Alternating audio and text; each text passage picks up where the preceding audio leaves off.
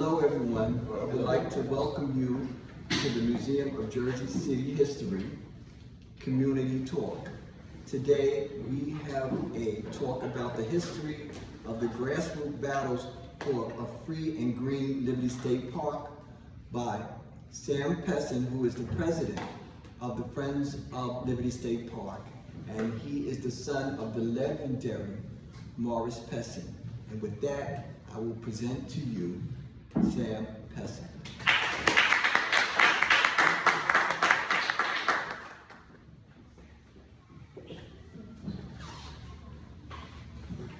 Hi everybody, it's an honor to be speaking here tonight at the important museum here, and I'll need to read my speech so I don't ramble on, which I could do for hours. And mostly what I say, many of you already know, just that the park is such a special place that needs protection. So Liberty Park is sacred and priceless public land because it is very scarce, free and green, urban open space in this crowded concrete county. And the park is sacred because it's next to Lady Liberty. The essence of park history and the park's inspiring universal story is that caring people have put democracy into action and have fought many battles for a free park. Behind the statue, the overwhelming majority, the broad public consensus, many tens of thousands of people and coalitions of groups for 49 years have advocated for Central Park type park and strongly advocated against exclusionary, harmful commercialization and privatization plans, no matter how much money was promised by selfish developers wanting parts of the park for their profits. The history of the park is one of people power. It is a travesty that people have had to fight for a free park, usually against the collusion of politicians and developers. But fight we had to do, and fight we will continue to do to protect this park for future generations. We must honor and protect the park. State Senator Bernard Kinney once stated that next to the Gettysburg battlefield, Liberty Park is the most sacred public space in the United States. The park's visionary pioneers, my father Morris, the father of the park, Audrey Zapp, the fierce environmentalist who was the godmother of the park, and historic preservationist Ted Conrad, and all the grassroots activists of all ages throughout the decades who have fought for the park against profiteering developers. They are the park's heroes, the people who have never been apathetic. People have always wanted a free and fully accessible park for the enjoyment of open space, nature, and unstructured recreation, and a sensible amount of structured active recreation. Liberty Park is an essential quality of life urban oasis, which serves as a mental, emotional, physical, and spiritual public resource. The park has, as we all know, panoramic, open, inspiring vistas of the Statue in Ellis Island, New York City, the Hudson River, and the New York Harbor. Developers have wanted to monetize those spectacular, dramatic views, but the whole park belongs to all of us. As the Star-Ledger editorial in April 2003 stated, parks are not supposed to make money. They're supposed to provide green oases, particularly in densely packed urban areas like Hudson County. That is why parks, as a common public good, are supported by taxes. But the park does bring in a couple of $1 million or more each year from special events. Liberty Park has over 6 million annual visitors and is jam-packed on all nice weekends. The park uplifts our spirits and enriches our hearts and strengthens our families and communities. The park has been called our urban backyard and America's park. It's always great to see the beautiful diversity of people of all ages, colors, religions, and backgrounds enjoying a multitude of free outdoor activities. As you know, people go to the park for the views, the picnics, barbecues, walking, running, bicycling, pickup, ball games, playgrounds, dog walking, kites, kayaks, birding, fishing, free summer concerts, taking photos, nature walks, and just plain getting out of the city and relaxing. The origin story I'll tell briefly. My dad, Morris, a lifetime social justice activist, on a 1957 family trip to the statue from her home in Greenville, it took about 2.5 hours due to traffic, parking, missing the boat, waiting in line. We got to the statue, we looked towards Jersey City and saw a waterfront wasteland of abandoned rail yards and decaying piers. His immediate vision was, gosh, what a shameful backdrop to the statue, Jersey City's neglected waterfront. So he felt right then, that day, there should be a beautiful family park there, and there should be access from Jersey City to the statue, so people didn't all have to go down to the Battery in New York.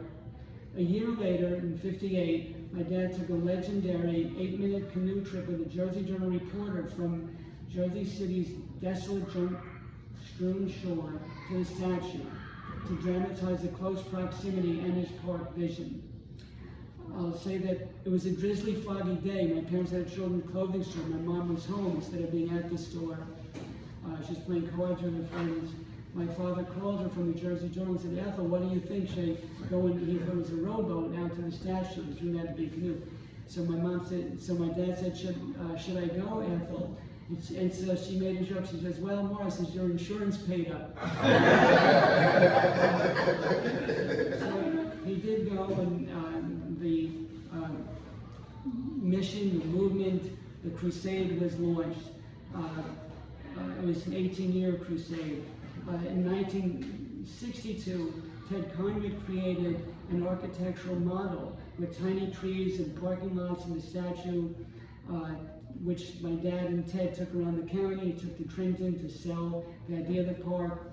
They also established in '62 the Statue of Liberty Causeway and Liberty Park Association, which included 100 civic, religious, and business leaders to advocate for the park. So they did initially want a causeway, a walkway from Jersey City to the statue. So that didn't happen. And, my dad, they were happy, of course, that ferries started from the park. But they did want that causeway. That was even in Ted's model. And there was a story in the Jersey Journal that said my father was a rebel without a causeway. So the park opened in '76 on Flag Day as New Jersey's bicentennial gift to the nation. And Boy Scouts and Girl Scouts lifted up the American flags and all the state flags. The park was called a special gift from the people to the people. The plaque in the park office states a tribute to Morris Pessin, whose imagination, perseverance, and dedication were prime factors in making the dream of Liberty Park a reality. So my father was a lifetime activist. His New York Times obituary stated that he worked to integrate local restaurants and other facilities in Jersey City. He worked on other anti-discrimination causes and organized interfaith religious activities at Temple Bethel. He was an 8-year councilman who focused on rent control, mass transit, and other quality of life issues. In his first campaign, his theme was to elect him to be a watchdog against corruption and high taxes and all the ills caused by the era of Mayor Haig, Boss Haig, and then Boss Kenny. So he and Bill Thornton that year, as reformers, beat the machine when people were really ready for a change. So my father was campaigning, I figure, a funeral home, and a watchdog bit him. So there was an Associated Press national story that said, "Watchdog bites watchdog." So give a brief context in the 1960s of the park and people getting involved in wanting something good for the city. In '64, the Hudson County Boulevard Commission wanted, with a lot of kickbacks, possible, they wanted to cut down every tree on the boulevard, on Hudson Boulevard, from Bayonne to Union City, and turned it into a federal highway, like 440, and narrow the sidewalks. And so a group of people, the followers of Zap and others, got involved, and they got the colleges and the churches on the boulevard to advocate to stop it. And a boulevard commissioner came to a meeting in someone's home and heard what people were upset about. He says, well, the commission, we don't care what you say, we're going to do it anyway. So Dr. Ethel Lorner at Armstrong and the Boulevard, because the trees had been cut down from there up to Armstrong Avenue, Ethel Lorner said, the hell you will, go through with this. And they fought it, and they stopped it, and they even got the Hudson Boulevard Commission abolished. So that was a victory. That was 64, and it showed that people can fight City Hall. And then that Save Our Boulevard Committee, Save Our Boulevard, they call them the SOBs, that evolved into the Hudson County Citizens Committee, and they advocated for issues, and with Ted Conrad taking the lead, they saved the Brendan Courthouse from being demolished, which was well on its way to that happening. But maybe you know the story that Ted Conrad got national landmark status when that was first available, that designation, and that stopped it right there, and it saved the courthouse. And then Owen Grundy, the historian, said, well, it's been hard to get renovation money for the courthouse because it was left to decay. So he said, let's bring the civil courts back to the courthouse. And that really was the turning point in saving it. And so, and by 69, my dad and Bill Thornton beat the machine. There was local activism, NAACP, the Black Panthers, Community Awareness Series, Jersey Journal's great Earl Morgan with his column and reporting, the Reverend Robert Castle, there were others calling for the government to make people's lives better and not just do their self-aggrandizement, which had been the norm in Jersey City.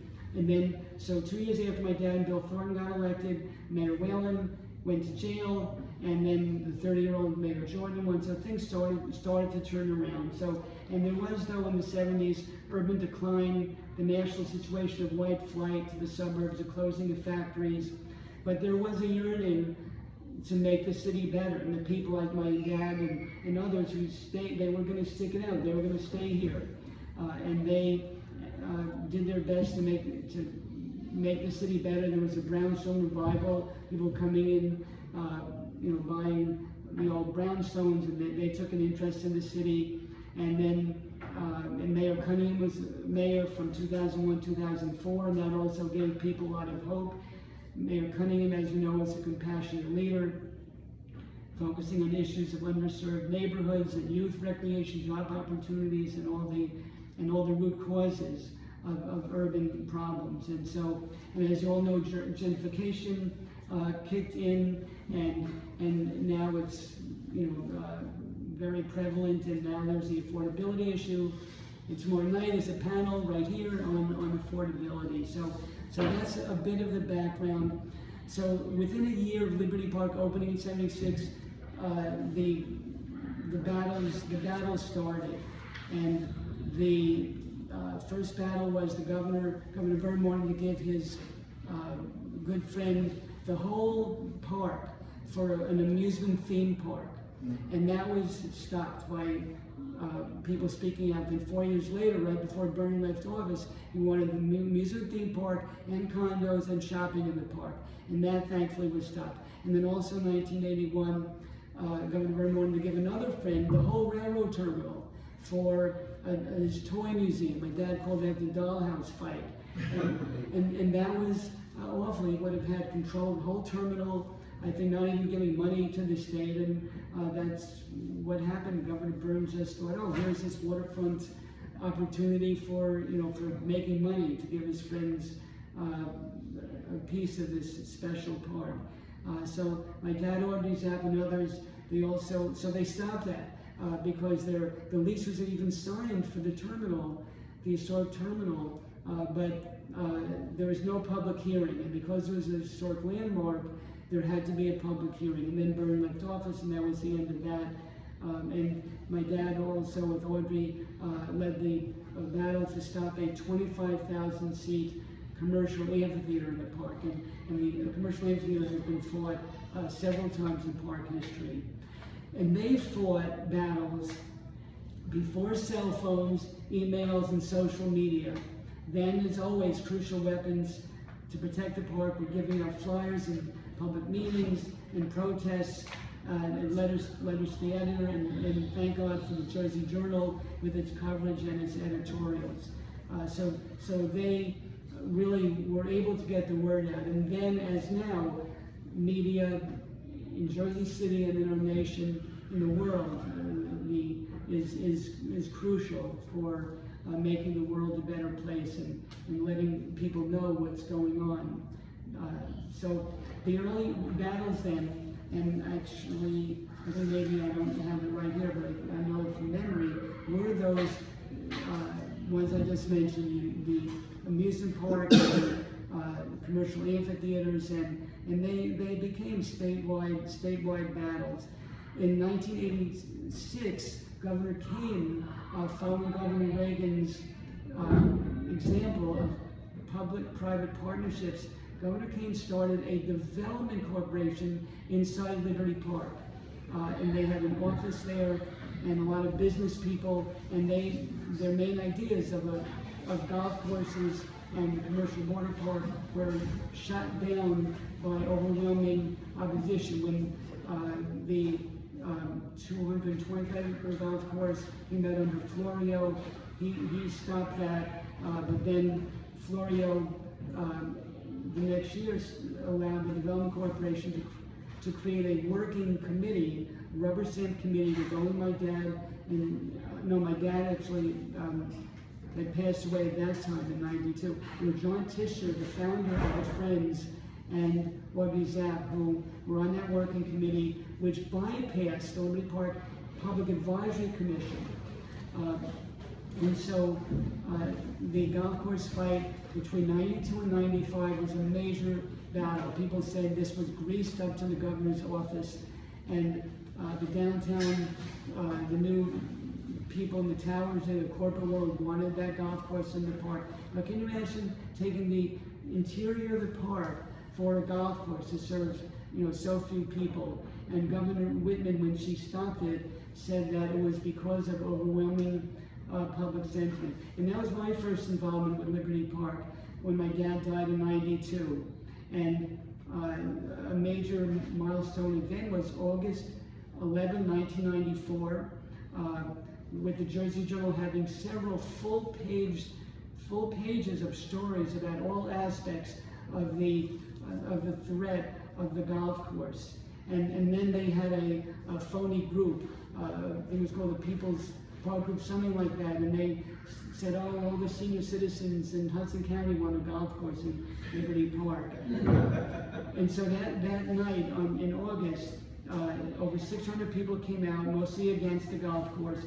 One of the speakers was Addison McLeon, Hudson County's first black assemblyman, and he was also president of the New Jersey Civics Awareness Council. He emphasized that Hudson County is one of the most densely populated counties in the nation, and urban residents' quality of life was at stake. The last speaker that night was a neighbor of the park, who lived on near Pacific Avenue, Clara Abdul Sabor, and she stated that no area of the park should be used for a select few, and that the park is meant to be an open place where families and children can go to enjoy the entire park.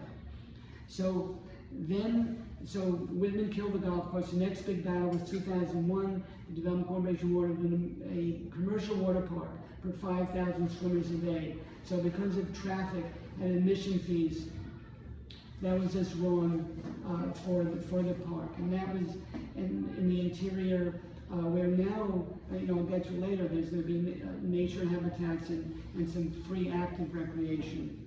And then we get to Governor Christie, who wanted to privatize basically the whole park.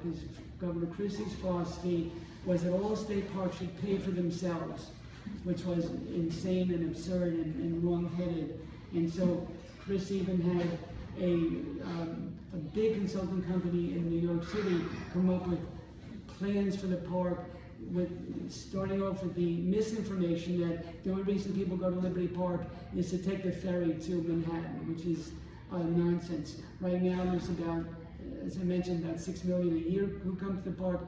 I might be wrong, but there's about 800,000 a year who go to the Science Center, about 800,000 a year who go on the ferry, so that's still probably over 4 million people who come to the park to use it as a park. So they had ideas for the whole park for admission fee usage, including letting an entity like Ticketmaster have the park for a few months to have big concerts every weekend. And periodically such admission fee events are fine. We had Star Ledger Jazz Festival for 3 years, and the last year I was delighted to hear Aretha Franklin sing at Liberty Park, and Erykah Badu and others. And then there was 2 years of a rock festival, 2008, 2009, the same group that does Coachella in California, to bring a lot of indie bands for the music and art festival. They lost money. The indie festival Points West, and that hasn't come back. But certainly periodic events like that are fine. So the park does make money, but not to make the whole park as a money-making venture. That gets us up to, in a couple of minutes, Ken, I'll ask you to show that trailer. So that's 2001, and we get to Governor Christie. And under Governor Christie, the golf course owner wanted to, which he still wants, to take Haven Point Nature Area, a sanctuary where students go for STEM activities, people go to relax. It's a migratory bird habitat and nesting area. So Paul Fireman, owner of the golf course, wants to privatize it to relocate golf holes for his multi-millionaire golfers. And that's still a threat with the next governor. And then the marina wanted a second marina at the south side of the park, which was so outrageous. We had a few hundred people come to a couple of public rallies at Liberty Park. The marina wanted to have boats, including mega yachts, really along the whole south side, from where the walkway is by the boat launch all the way to the corner of that great lawn behind the statue, and wanted to take over the jetties and have a restaurant and picnic row. So thank goodness at the end of Governor Christie's term, the leases were not signed, and then they were stopped early on in Governor Murphy's administration. And one thing that did stop the marina lease from being signed was Mayor Phillip and the council agreed to hire top lawyers. And because Jersey City gave 156 acres to start Liberty Park in 1965, the lawyers convinced the judge that they should have standing to challenge the marina, and the judge scheduled the public hearing on the marina lease on the very day that Murphy was being sworn in, and Christie was on the way out. So that did, the city government, assembly people, senators, when they are wanting to help, they can make a big difference. And right now, Roger Kurji, senator, has been the biggest champion of the park, and he was the sponsor of the Protection Act, which I'll get to a little later. So we're going to see an 8-minute trailer, really an oral history trailer, when we were trying to get a protection law passed. And these are some of the long-time advocates for the park. I'm sure the volume will be good, and then I can, get toward the end of this presentation with continuing battles right now. Can you make it?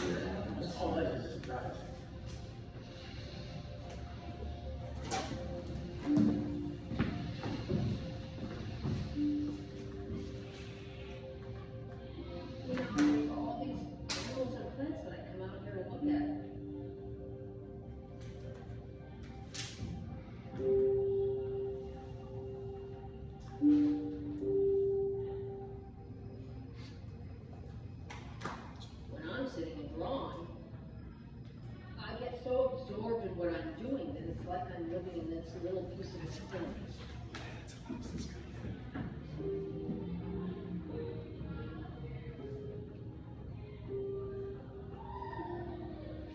I like the fact that I can come here and have the freedom to just wander.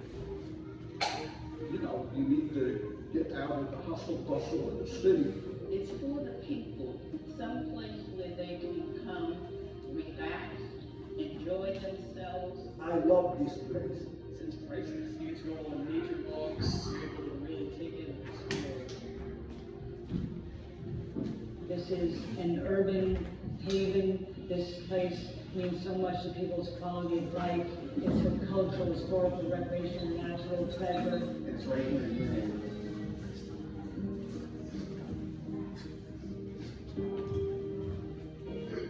This is important, and it's a learning tool, in particular, city kids and city kids to be this close to nature. This is where I go for rejuvenation. This is my holy place. It's a natural habitat. It's a wild sanctuary, and it belongs to the public. And that's so interesting. I think it is one of our most valuable assets here in Jersey City for sure. Everyone classified as a special place. Unfortunately, it's always been under attack because everybody wants a piece of it. I wasn't much of an advocate for nature until I learned, what some of these people were trying to do to this park. About 14 years ago, they started to build the golf course next to the park. What happened was, as soon as they started working on it, they started to say, well, we want that property next to the park. And so an Epoch billionaire from out of state, Paul Fireman, says, I want your land. It's disgraceful what they attempted to do and what they're still trying to do. This is a vanity project for him. The development of Liberty State Park is a history of battles, of people coming and they see an open field and they go, oh yeah, what a great place for a concert venue, a shopping center, a golf course. This park is too precious. This land, including the Cape and Point, is far too valuable to be in the hands of a few exclusive millionaire owners.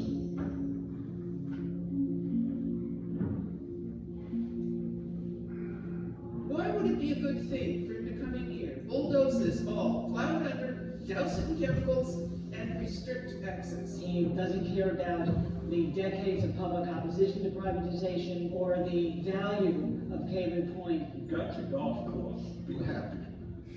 Stop trying to take other people's happiness away. We've seen all these attempts over the years to commercialize this park.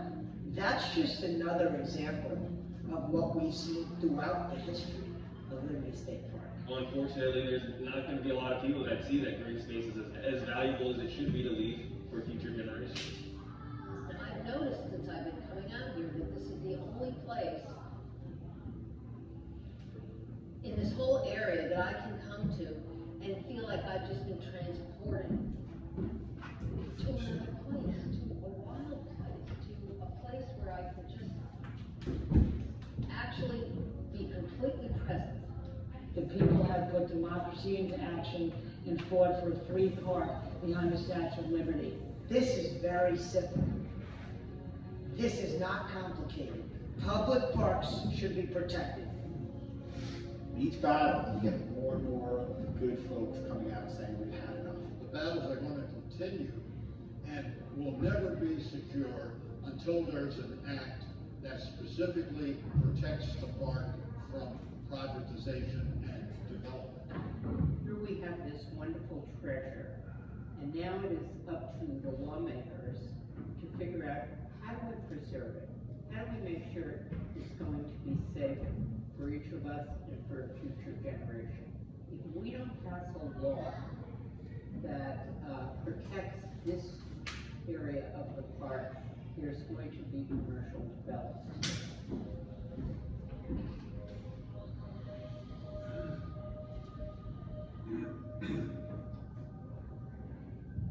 It's to protect the people, to protect the environment. I look at LSP, the legislation, as the final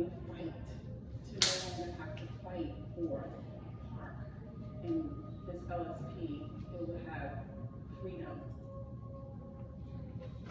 All the great citizens who've come, they've really been the backbone of the urban conservation. Has come from just individuals who care. When we think about liberty and what that really means, we know that it begins with the voice of the people, and we know that it also ends with the voice of the people. 21,000 people have signed the petition, and over 89 groups have joined the coalition.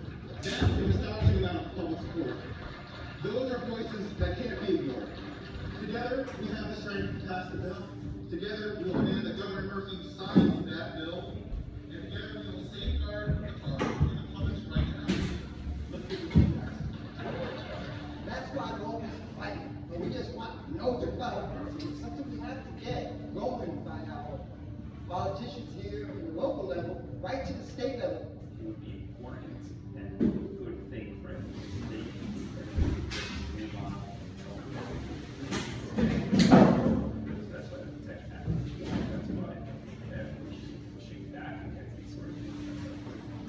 And so here we are in the same fight we had every single year. We need the legislature in training to not change this legislation, to not modify it, to clearly and unequivocally say that this is the people's park, and to save us the fight every single year, that we have to spend beautiful days coming out here to advocate for common sense things, that this is the public's park. Everything about it is precious, and it needs to be protected.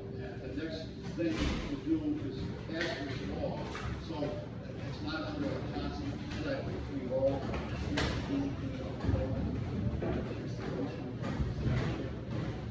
Governor Murphy stop being this is our park. I'll say that right now. To say protect it. No one's going to release it. No one's going to have any purpose other than wildlife habitat and nature education in urban communities that so sorely need. Let's end the era of battles and start a new peaceful era. People know that this park must be preserved for future generations.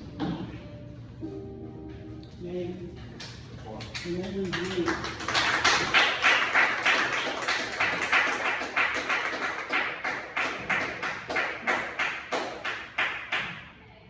That was by Darren Thorpe. He moved to California. This was an 8-minute trailer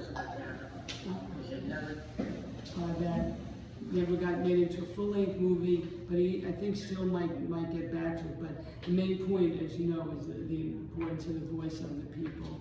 And so in 2019, the Liberty Park Protection Act was introduced into the legislature to once for end decades of battles, and it would have only permitted small-scale commercial activities. So for 3 years, the Friends of the Baykeeper, New York, New Jersey Baykeeper, led the movement for it, and the Protection Act had 33,000 petition signatures and 111 coalition groups, including the Jersey City Parks Coalition and our state's main environmental groups. The Act also had tremendous editorial support from the Jersey Journal and the Star Ledger. In June 2022, over 60 Black, Latina community leaders and activists had an open letter in the Jersey Journal to the governor and state legislators urging the passage of the Protection Act. It was written by David Williams and our current co-vice president, Rafael Torres, and they wrote, "Our children and grandchildren and future generations must inherit this entire urban park to uplift their quality of life. We downright condemn the falsehoods attacking the Liberty State Park Protection Act by billionaire Paul Fireman and his funded group, and we, the undersigned African Americans, Latinos, and Latinas, assert that they do not represent our community's consensus against Liberty State Park privatization." And one of the signers was Councilman Frank Educational Gilmore, who has been a strong leader and continues to be for Liberty State Park. However, as documented in news stories and editorials, the governor was silent. The Jersey Journal didn't even endorse Governor Murphy for re-election mainly because of his silence on the Protection Act. and several legislative leaders betrayed the Protection Act. And in January 2020, the Assembly Speaker even refused to bring the Protection Act up for vote on the floor of the legislature, and never again got back onto a committee agenda.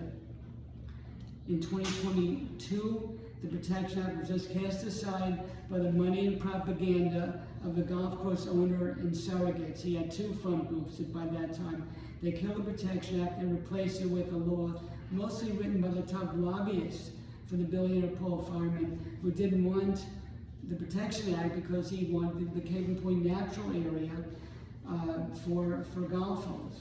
And also he had in mind, I'm sure at that time, the destructive plans that they forced to the forefront for a massive sports and entertainment complex. So the Protection Act, we hope it still will be passed in the future with the new governor, with the legislature. I know Senator Raj Mukherjee and the people, at least in the 33rd district, hopefully the 31st district, and I meant 32nd district. That would be probably Katie Brennan and Mayor Bala and Raj Mukherjee in the 32nd, and in the 31st district, we hope that those legislators also will support the Protection Act.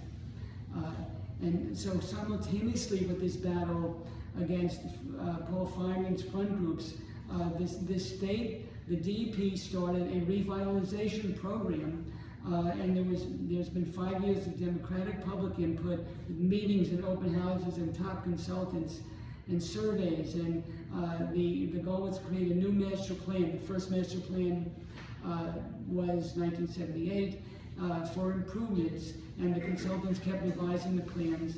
And what was already in the plans for 20 years is the interior natural area.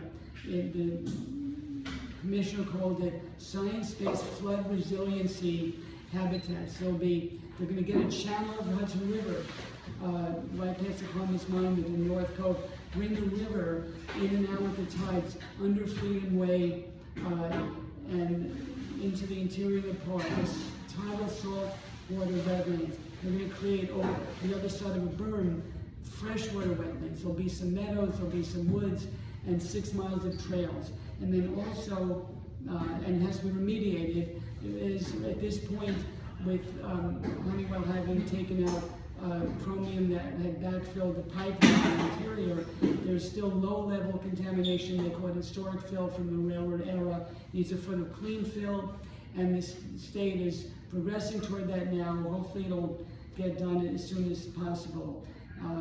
And over 300 birds live or migrate through the park, and they certainly go through that. Many of them go through the interior on their Atlantic flyway. So, and early on in the revitalization public process, after months of COVID-era internet meetings, the DEP finally changed its policy to say that, okay, in Liberty Park, there can be structured active recreation. And park advocates, the Friends, my dad, Audrey, there's always been support for, like in Central Park, some ball fields, some basketball, structured active recreation like that. The state gave its blessing. So on the south side of the habitats are going to be about 50 acres of structured active recreation once remediation is done and the whole interior starts moving forward. But the commissioner did emphasize that though the park will contribute toward active recreation facilities, it's Jersey City's primary responsibility to create and renovate such facilities. And so we do urge the Board of Ed, who I think owns or manages Cape Point Recreation Complex, and the City Council to work on getting grants, to getting funding for more active recreation in Jersey City, and some community centers. There may be a major community center right before you get to the Cobblestone Road on the north side of the park, but as Councilman Frank Gilmore and Daoud, others would say that every neighborhood in Jersey City, Bill O'Day is saying it now, should have a community center. Like when some of us grew up, there was a YMCA, YWCA, the Jewish Community Center, the CYO on Bergen Avenue. So the Armory is being used, but there certainly needs to be a lot more recreation for centers for the youth. So in 2022, when the legislature killed the Protection Act, they established a travesty task force, mostly dominated by his front groups and other surrogates, and they pushed forward a sports and entertainment complex. They wanted 5,000-seat stadium, a 2,500-seat stadium, 2,000-seat hockey rink, and a 7,000-seat commercial amphitheater.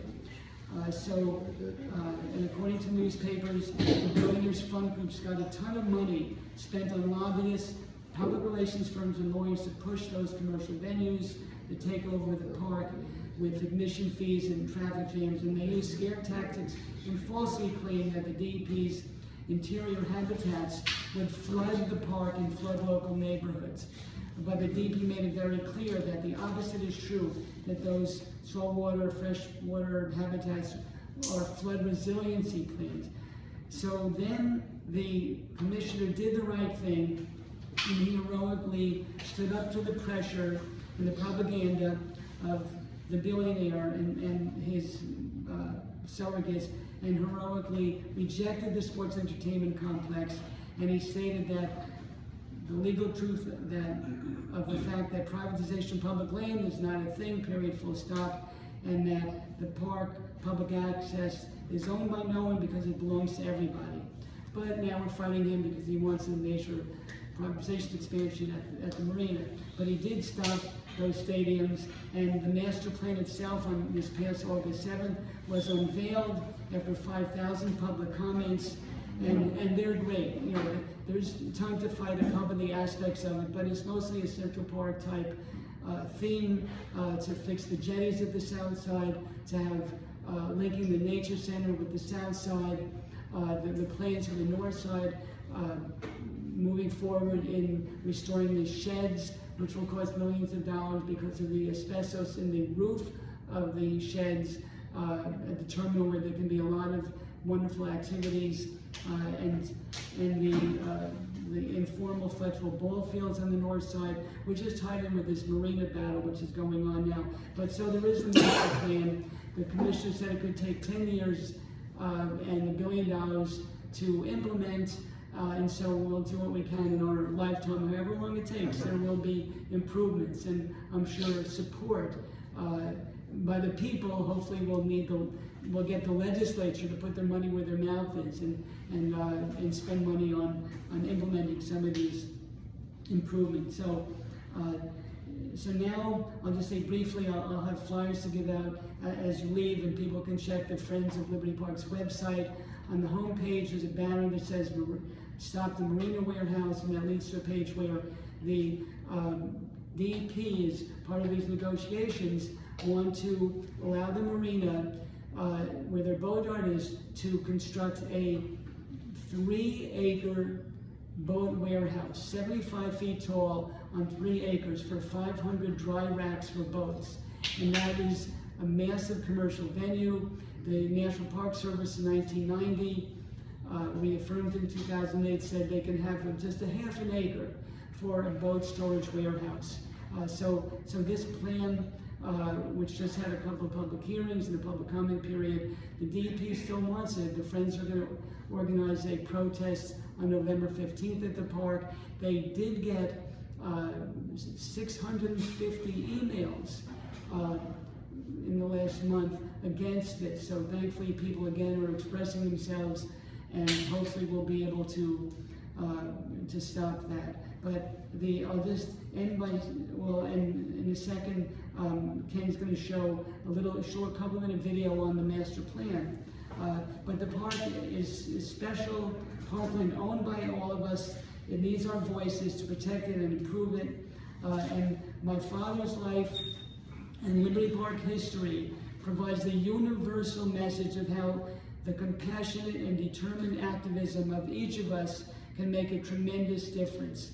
Liberty Park's history of grassroots engagement shows that it's essential for people to use our hearts, our minds, with our precious democracy rights, and in our own ways, with our own causes, and in the interconnected quality of life, social justice, environmental causes, for us to do our share in our lifetimes to make a more fair, more loving, and peaceful world. And I'll give a plug to the Friends of Liberty Park. We started in 1988. Other than fighting bad stuff, we've funded over 1,100 trees in the park, been the major funder of the garden program. We got a couple $100,000 grant, the only grant we ever got to build to go toward the $2 million picnic pavilion area. And we do soil marsh cleanups. We funded 6 bulletin boards. So the Friends of Liberty Park, we're a nonprofit with no staff, and we, really we hope for a day that God will give us when the battles will be over, so we can just do positive things. So thank you.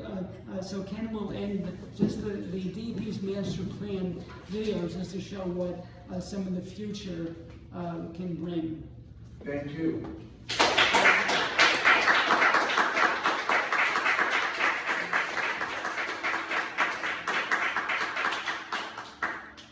Introducing the Liberty State Park Master Plan, a commitment that directs improvements to Liberty's over the next 10 years and beyond. The master plan touches every aspect of the park, from restoring natural habitats that enhance resilience to flooding and climate change, to developing regulation athletic fields, to rehabilitating historic structures like the iconic Central Railroad of New Jersey train shed.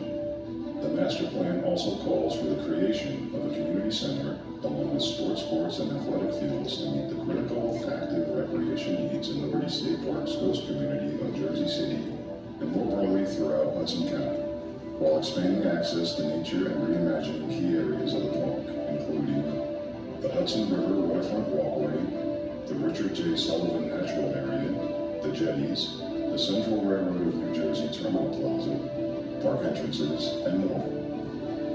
The master plan is the result of years of community engagement through interactive open houses, public meetings, and surveys to ensure that all voices are heard as we build the future at Liberty State Park that best meets the diverse needs of park goers in our host community. Explore the Liberty State Park Master Plan today at dep.nj.gov/revitalizelsp.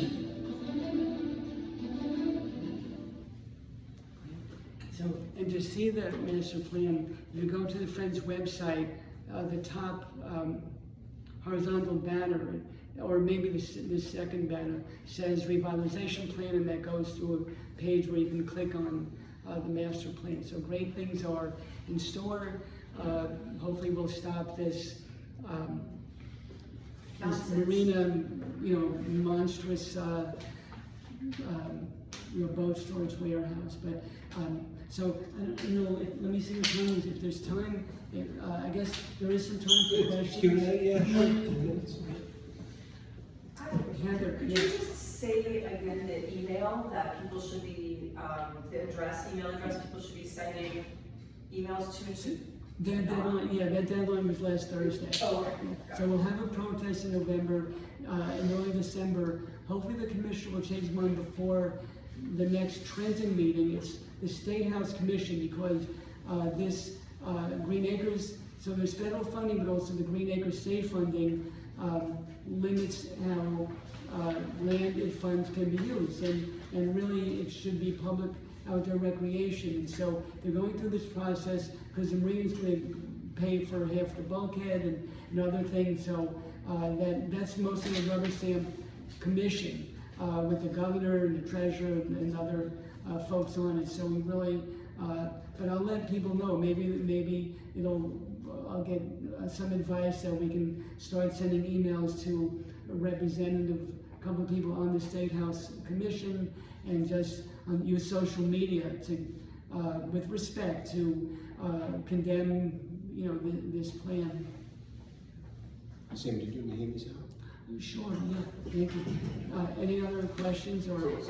What is the status now of the protection plan? Liberty Park protection plan, what's the status of it? So it hasn't, for the last 2 legislative sessions, it never was even brought to a committee, the Protection Act. And so because of the state changing its policy and allowing active recreation, that should be included in the protection of language, and there needs to be changes to the an advisory committee that's part of that plan. So I'm hoping in the next session that a revised plan will be put forward and get some legislative support. And my personal opinion is there should not even be an advisory committee, because inevitably some elected officials are going to get to appoint them, and there's going to be some patronage appointments, just like the Liberty Park Public Advisory Commission, just with this committee that we had to fight against the task force in the last couple of years. And so as long as the state is required to provide periodic public meetings, and also when there's going to be a new, bigger phase of an improvement at the park, that there would have to be public meetings, public comment period. That's all you really need is the public forum, the maximum public participation. So we don't need a committee that's going to be causing problems and have some members who are against, the public good. So it is dead for now. But I think actually one of the assembly people introduced it, so it's in the legislature, but it'll die at the end of the session. So we will look toward our local leaders, and hopefully the next governor, hopefully the next mayor also will give support. And that will be a terrific day when we actually have a law to protect the park. And it's just, as I mentioned in the beginning, it's a travesty, Central Park, national parks, great parks in every country in the world. They wouldn't think about this kind of privatization and commercialization of this park, but developers want to make money from the views of the statue in New York City, and that's what we have to face.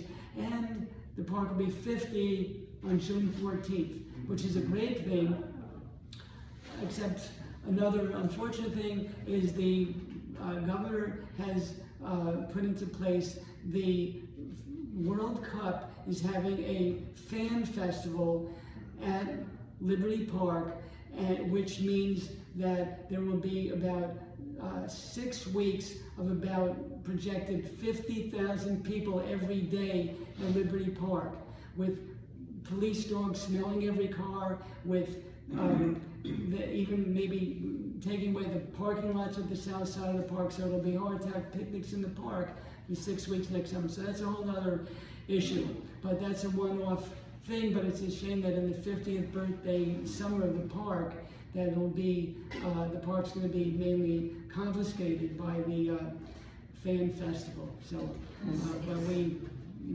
have this great park that has kept people living in Jersey City, and some people moved to Jersey City because of Liberty Park. And we hope some of these new neighbors in the high-rises around the park take an interest, like around Central Park, and they support the park. Sam, thank you for your presentation. I was just always interested on how, as kids, we lost the access to the Skyline Cabana Club that used to be down there. Did the city take that over? Well, that, because of the white flight, middle class leaving this area, and a lot of the people went to the Skyline Cabana Club near where the diner used to be at the southern side of the park. That Cabana Club, I went there once as a guest with someone, but it was there for many years, and it was losing money, so the state did take it over. And so I'm not sure when that transfer happened, but the state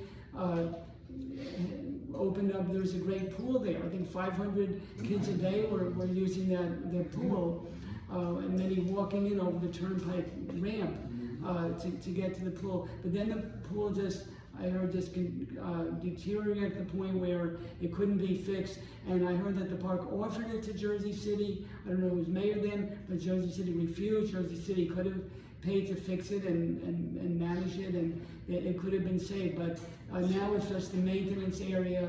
But where the Skyline Cabana Club's kids camp was, that has become Camp Liberty, which is now 51 years old, a wonderful local camp. They have a lot of scholarships, they're art-based, and there's some recreation and a theater play every couple of weeks. So that is a wonderful part of the Liberty Park family, the Camp Liberty, which actually started 2 years before Liberty Park opened, with Carmine Tabone and others, and then and just a quick anecdote, because it just shows some of the attitudes that people who wanted to harm Liberty Park. They were just getting, I think, leases 1 year at a time, and the Development Corporation executive director came to the director of Camp Liberty at one point and said, "We need this camp to get out of here. We put you on a hill by the Bayside Cemetery." He said, "Where the camp is, near the entrance to Liberty Park, this land is too valuable for children." So that's the attitude. So Carmine fought it. The camp is, he's going strong. Wow. Sam, did you listen to the book? Oh, yeah. So the author of the new Liberty Park book, Gail Fabian, did a book 10 years ago, and this is an expanded version with new photos.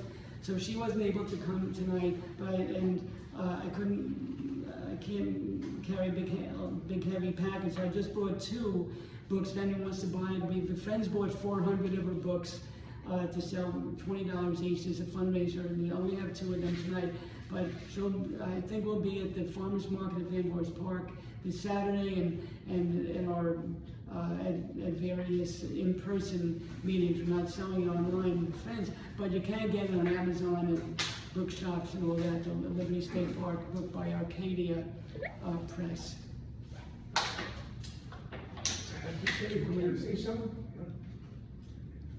So, and thank you to, I see online is Rick Cordner, the treasurer of the Friends of Liberty State Park, and his wife Ruth Cordner, the commander of the American Legion of Hudson County. And Ruth, Jim's